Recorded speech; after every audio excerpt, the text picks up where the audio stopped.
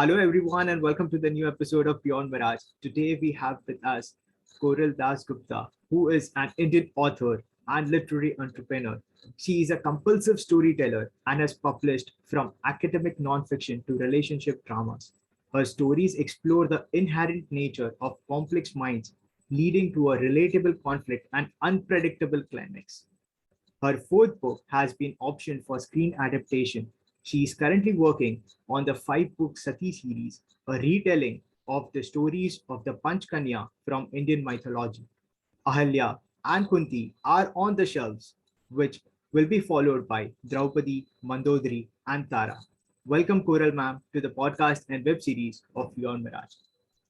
Thank you so much, Jay. So, ma'am, before starting with the episode and going into the depths of each Panchatis and the life lessons that we can learn from them, can you just set a brief background, like who are the Panchkanyas, and for the viewers or the listeners who don't know about them, can you please give a brief introduction for them? So, Panchkanyas are the five such women which the Vedas have called that said that if you um, chant the names of the five Kanyas, then you get a lot of spiritual power, and your basically what the Vedas say is that your sins are dismantled, and you feel that that power, the spiritual power, feminine power, or not even feminine, the spiritual power inside you. So Panchkanyas, when translated in English, it becomes five virgins. And these five virgins or Panchkanyas are Ahalya, Kunti, Draupadi, Mandodari, Tara. This is the order in which the sloka mentions in the Vedas. So the Sati series is coming up exactly in this order: Ahalya, Kunti, Draupadi, Mandodari, Tara. Perfect, perfect, perfect. So, ma'am, as you said that they are translated, when translated into English, it means five versions. So, there's a question that pops up in my mind, like when you say a literal meaning of virgin, that's not how we could look at it, right? There must be a deeper aspect to it because when I see a common defining feature in all kanyas, they are associated with one or more men within a socially acknowledged wedlock or consensual companionship, like Ahalya with Gautam Rishi and Indra, Tara with Hmm. Vali and Sugriv, then Mandodari with Ravan and Vibhishan, Draupadi with her five husbands, and Kunti with Pandu and the three gods. So, what do you like? This should have a deeper meaning. So, can you just give a Uh, Actually, that is the reason why I am writing Sati series. The very name of the title, Sati series. Sati, we have kept the name Sati series just with some kind of irony, some kind of sarcasm, because we all know the politics of Sati when it comes to gender, the past of gender in India or even in South Asia. We have Sati, this word has a very strong socio-political connotation where women were burnt in the fires of their husbands to prove that they were, I mean, when they were alive, they were totally dedicated to their husbands. And even after death, they would not have a life post death if the husband dies. With that kind of a connotations, the Sati system had been, propagated. And I, coming from Bengal was one of the places where Sati was very prevalent. Now, when I look at these ancient stories, which were written so many years ago, I find that the purity aspect of women were so modern, and across so many patriarchal eras, a very strong attempt has been made to change that so that during the retellings, the story completely changes its meaning. The same has happened with Panchkanya, just like you said, that all of them have more than one husband and still they're called virgins. I mean, you even if Ahalya, who is, it is a question mark whether she knew or she was fooled by Indra.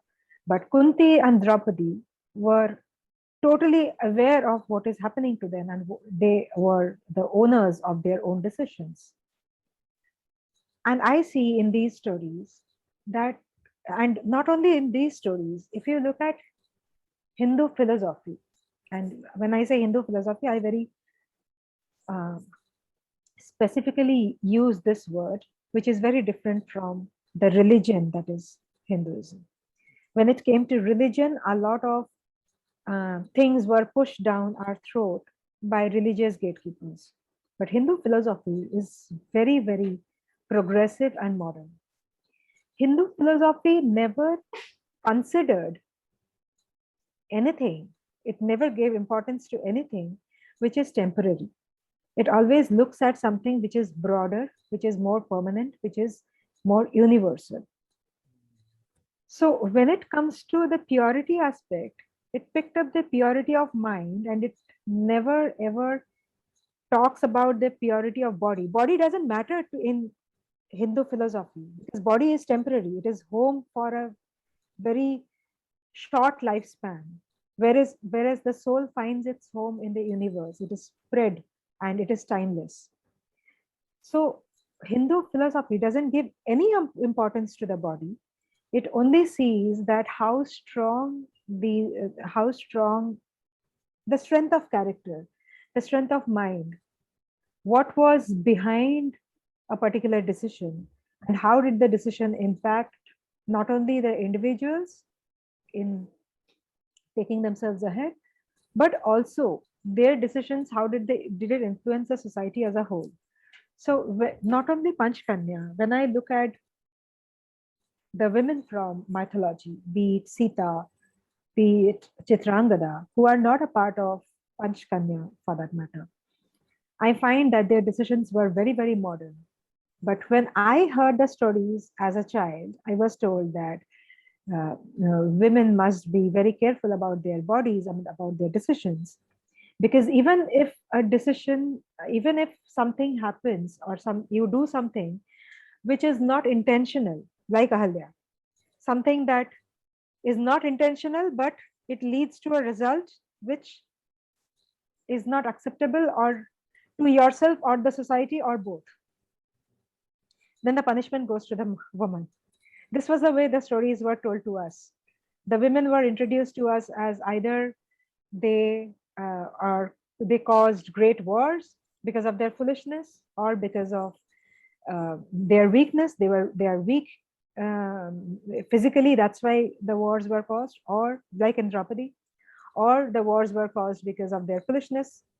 Sita took a foolish decision that she came out of the Lakshman Rekha.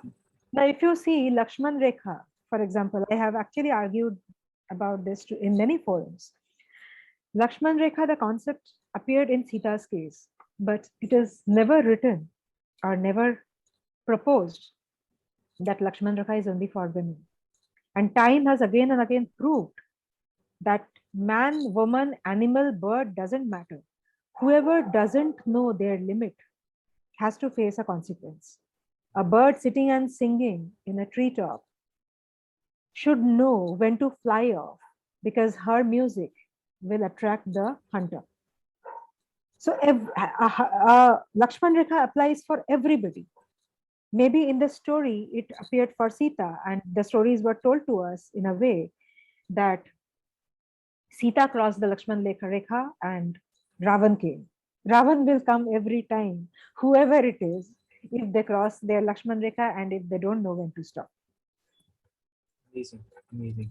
So, ma'am, this kind of purity of the mind would require a lot of courage, a lot of letting go, a lot of sacrifices and everything, which we can see in our mythological stories also.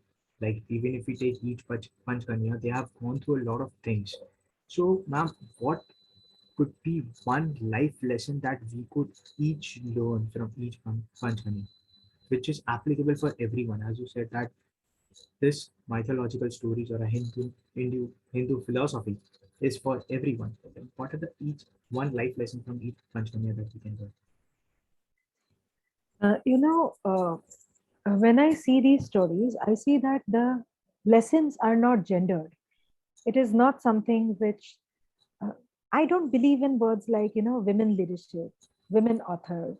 I mean, that is like creating a smaller subset within the major subset. And I find it very foolish. It's not required. But yes, people do it for reasons best known to them. Of course, some of the reasons have their logic and some don't, which is okay. I mean, I'm not trying to correct anybody.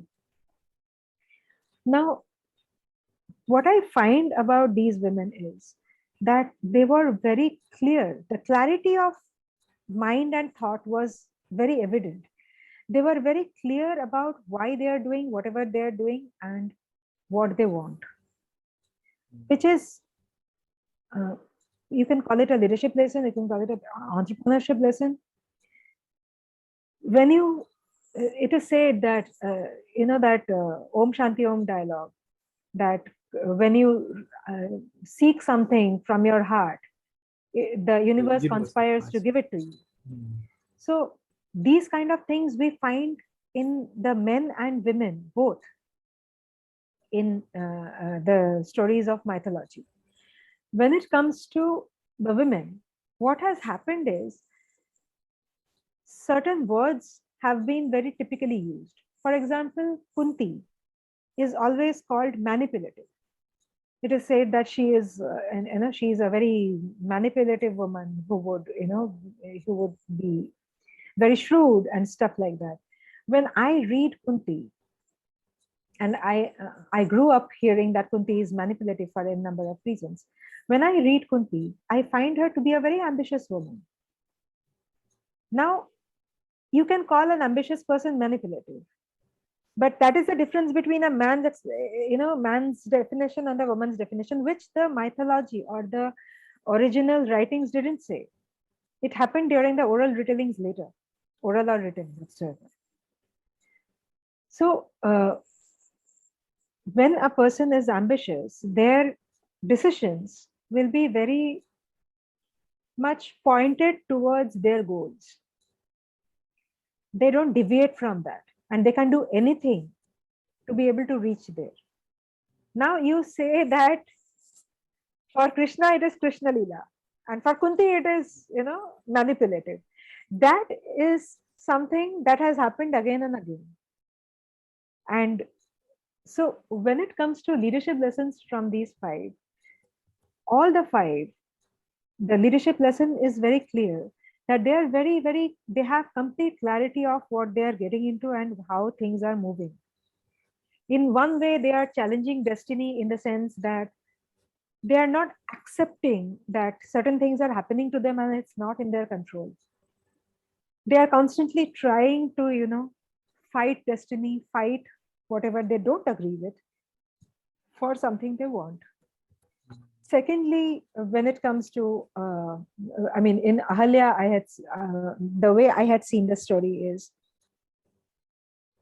it happens with women again and again, that they are stopped and they are told that this is what you should go for and this is what you should refrain from. So in Ahalya, I saw that there was this woman who was denied certain rights and given certain things as her own. So she made a castle out of a hut. That was her, Now, of course, the hut would not look like a 7-storied building. But what she does is she tries to look for beauty in nature, moonlit night, the fireflies, the stars, the flowers that she can bring to decorate her hut. That itself makes it, gives it a castle-like feeling. For Kunti, as I say, that I always had this question in my mind, that what was that mantra that Durvasa had given her, which got her to call devas to birth her children. So when I look at it now, we know that astrology is a mathematical collection, compilation. Then there is mathematics in astronomy, and I had a feeling,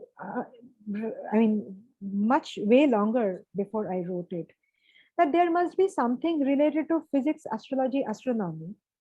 Otherwise, in Hinduism, if you see most of the devas and devis, they're the manifestations of nature. Hindu philosophy considers nature more powerful than mankind.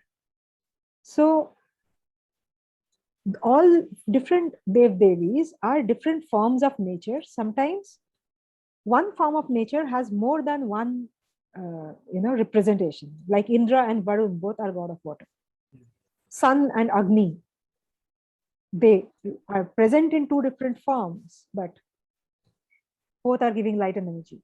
So when I look at that, I figure that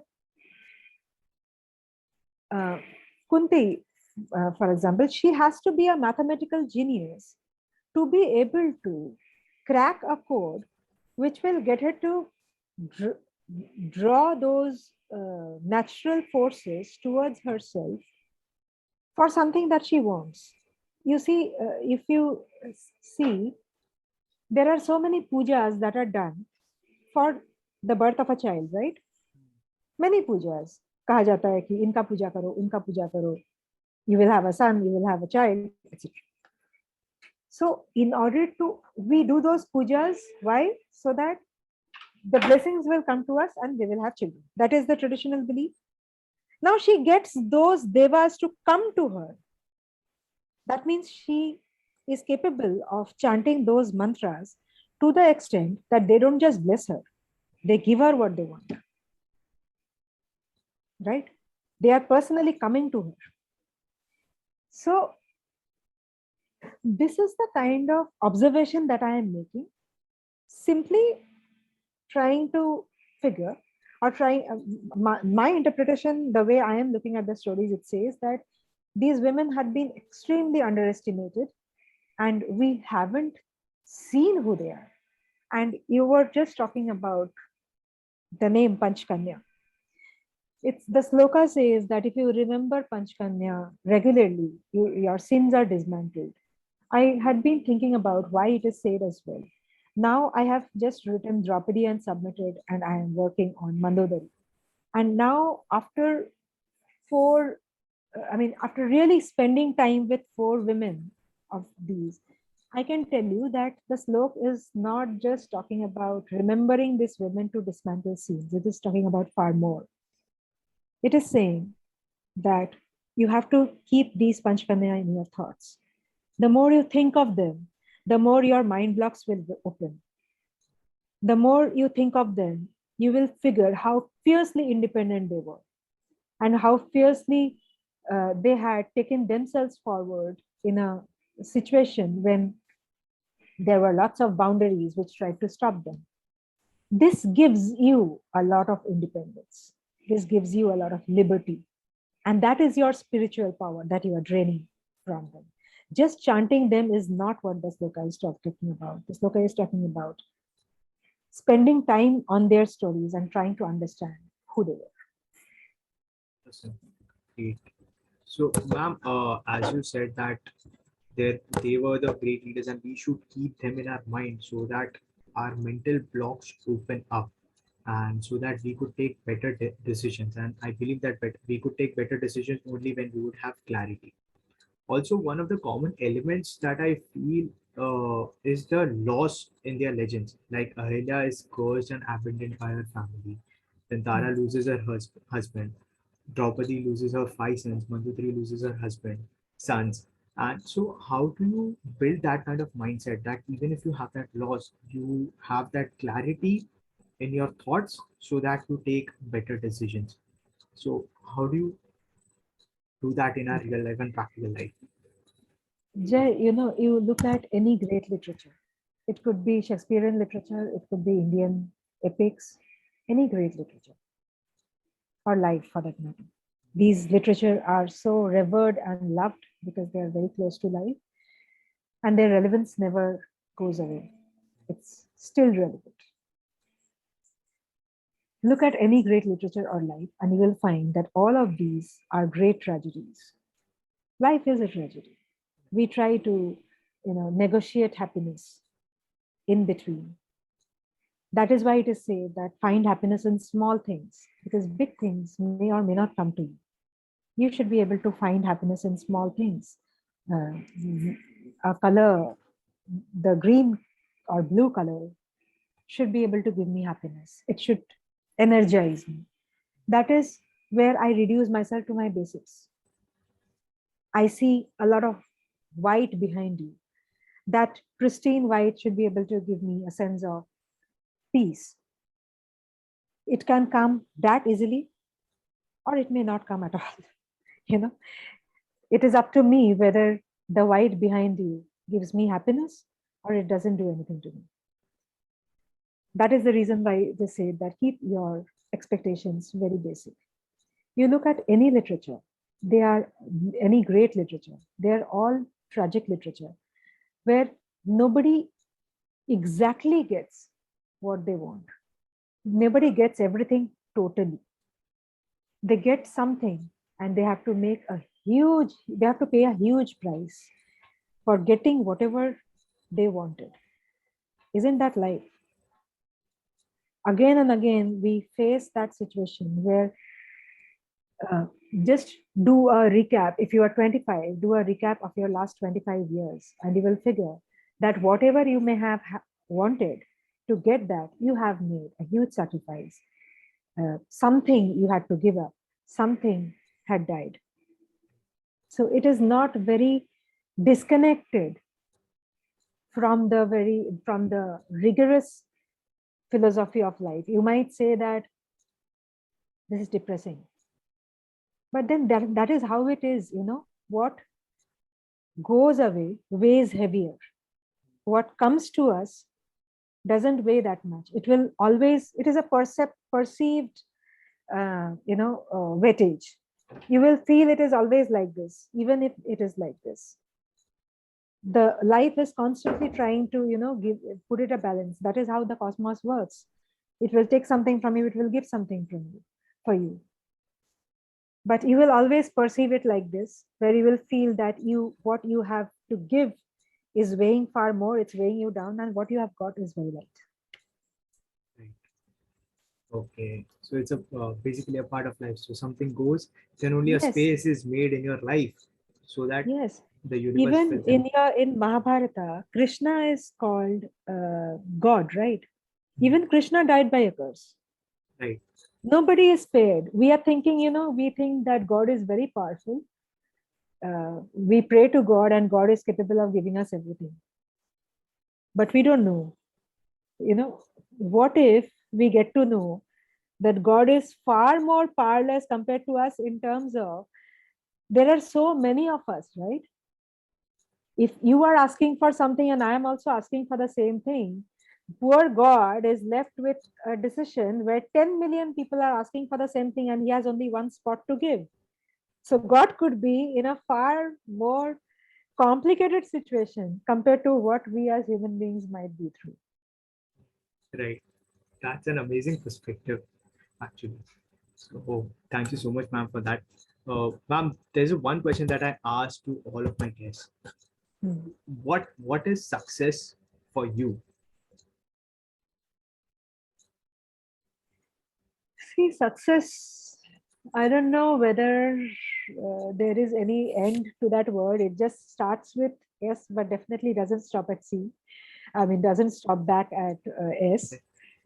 So, just say when you sing in the notations, it goes from the lower sa to the upper sa, and in between you can take many variations. There is the komal ma, and the shuddha ma, uh, komal dhaibat, shuddha dhaibat.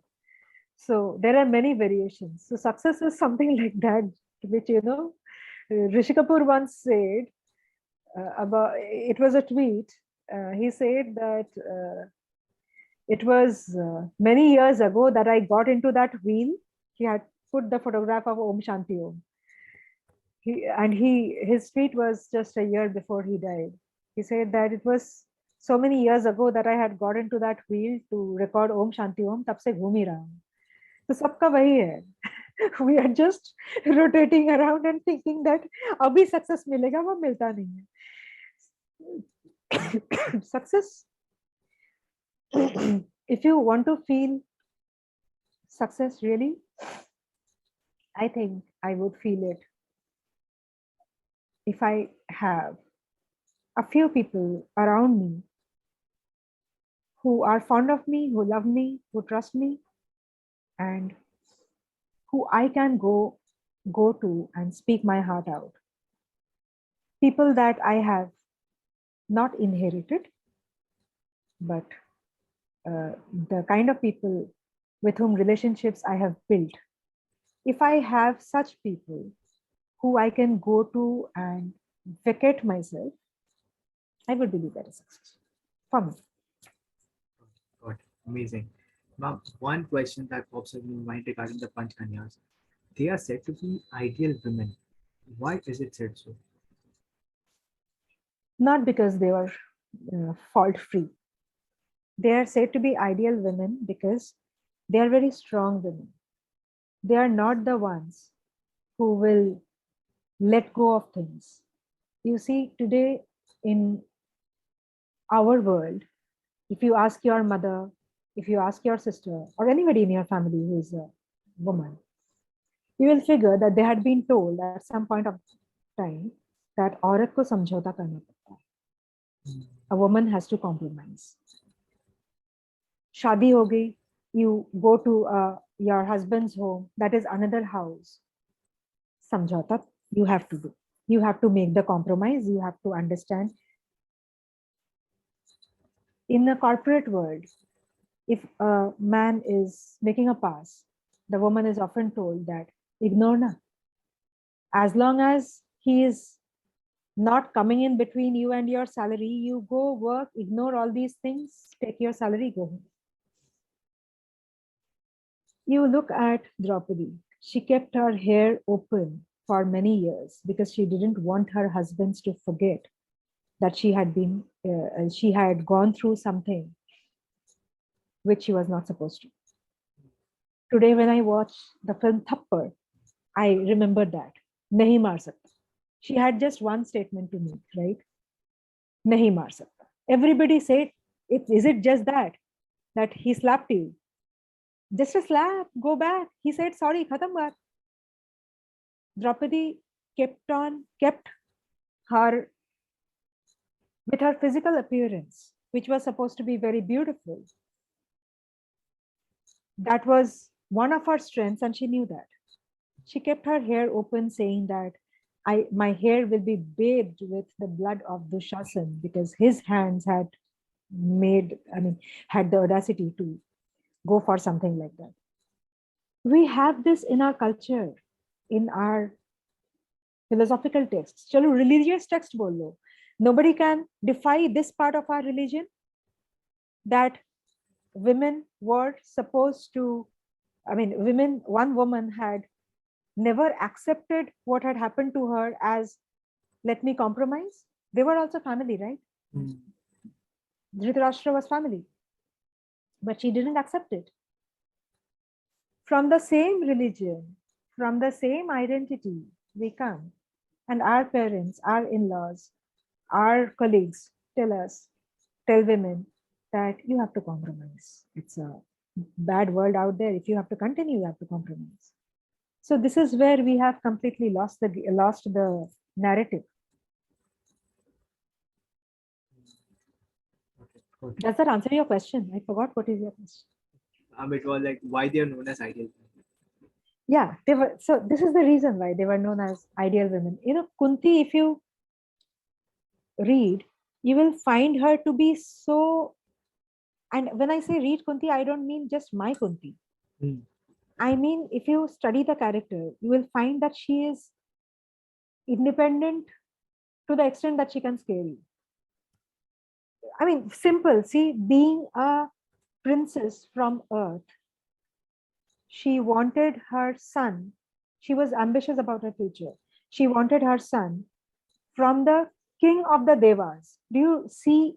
When she didn't equate anybody on Earth as similar or equal to her. She equaled herself with the king of the Devas, a queen from Earth and the queen and the king of the Devas. And whatever said and done, Arjun was her favorite son. It is evident Arjun was her favorite. All of Kunti's sons are called Kaunteya. Kunti's original name was Pritha. Partha is only Arjun. Arjun's- Yudhishthir is not Partha. So Kunti's basic identity, Pritha, which she was born as, later she was adopted by Kunti Bhoja, Kunti so she Bhoja. became Kunti. Hmm. So her identity, her basic identity was shared with only one son, and that is Arjun. So she was very, very fiercely independent and scarily, she followed what she wanted to. She was far more independent than Draupadi. Draupadi is said to be very fierce, but Kunti was far more fierce than Draupadi. She has not been explored enough. Wow. Wow. Great, great. Ma'am, any final thing that you would like to say to all the listeners and viewers? When I talk to many or in social media also, I figure that most of us haven't read the Ramayana and Mahabharata beyond the comic strips that came to us in our school life. If you want to make a statement, please read enough. Because I remember that when Me Too movement was on, that was when a lot of people say that Me Too started with Krishna because he was the one who was molesting women, who went about molesting women and stealing their clothes. Krishna is Paramatma, right? The supreme being. It is said, or the meaning of Krishna is that you cannot hide anything from your Paramatma. You can hide it from the entire world, but you cannot hide anything from your Paramatma. And even if you try to hide anything from yourself, Krishna will strip you of it.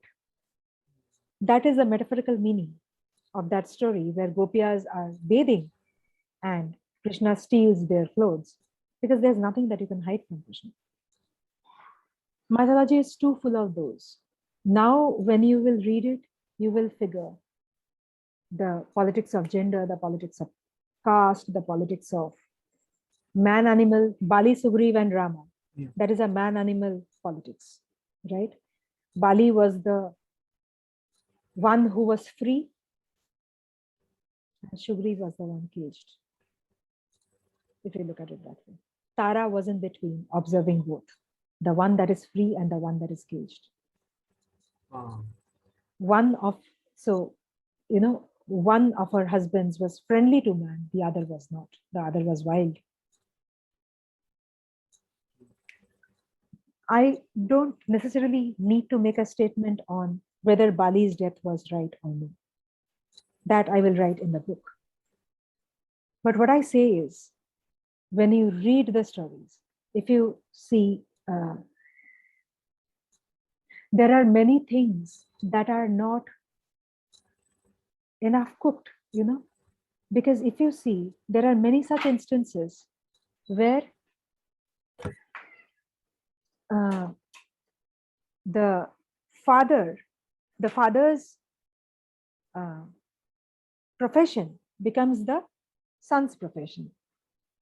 And in royal households, everybody is supposed to learn everything. Everybody. Because you never know which skill will come to use when.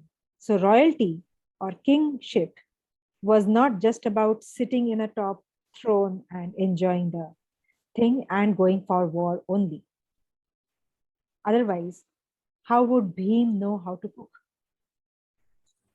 How would Arjun slip into Brihannala so easily and know singing and dancing?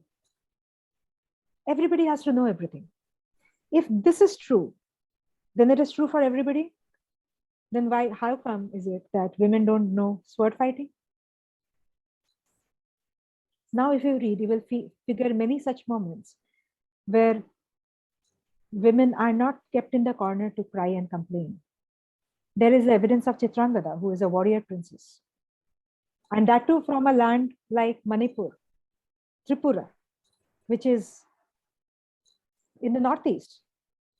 And then I hear Northeast is the most disregarded and, it receives a step-motherly treatment from the rest of India. Our epics have mentioned Northeast. How could we keep it away? There are many such things. Maya, who created the Palace of Illusions, right? Mandodari, Ravan's wife, was Maya's daughter. Maya's daughter, yes. Then if Lanka is a Maya Nagari, why shouldn't I assume that it was created by Mandodari? You know, there are many such questions which will constantly come and hit your mind. So instead of making foolish statements without reading the epics, please don't go back to read it. Your own literature has the vastest kind of independence that you can receive from. Trust me, our past, our literature, and this is not something that I'm saying from any political or agenda-driven narrative. I have really gone through it. That's why I know that if you want and if you read, you will find how fiercely independent and liberating our own past was. In between, there had been many years of patriarchy where we had been told that this is what we can do, this is what we should do, and this is what women should not do. So go back to your past, you will figure that your present feminism is probably a percentage of the kind of liberty we had in our past. So that could be your guiding juice, not only in terms of gender politics or gender equality, but also in terms of spirituality. It makes people better human beings, not just a better gender, not just a more inclusive lot. It makes you better human beings. So I would request people to consider reading their own literature along with the world literature that we are reading. That's amazing. That's really nice, ma'am. And thank you so much, ma'am, for doing this episode with me. Guys, I will be linking ma'am's handle below, and I'll be also mentioning the Sati series in my comments and description to check that out. I am 100% sure that it will give you a different perspective altogether as how you look at life and what all insights that you can gain from our epics. So thank you so much, ma'am, for doing this episode. I hope everyone would have learned from this and would actually read the scriptures, understand them, and then apply it in their daily life. Thank you so much, Jay. It was nice talking to you.